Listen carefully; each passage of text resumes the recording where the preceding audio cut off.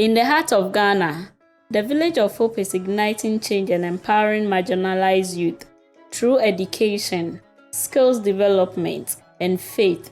My name is Akosia Suka, and I am from the sewing department. Before I found the Village of Hope, I was caught in a cycle of homelessness, hopelessness, and adversity.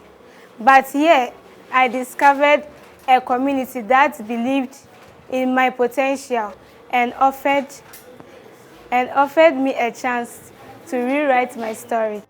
Through the Hope Training Institute, young adults gain practical skills that open doors to new opportunities, reducing the likelihood of them becoming entangled in criminal justice system.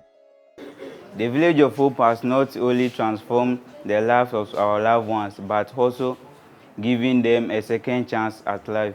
They have equipped them to contribute positively to society by providing education and skills. The Village of Hope recognizes the importance of holistic healing.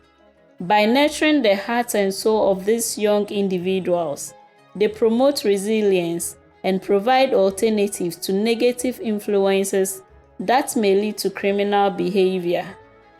Through education, skills development, and faith, the Village of Hope have seen lives transformed.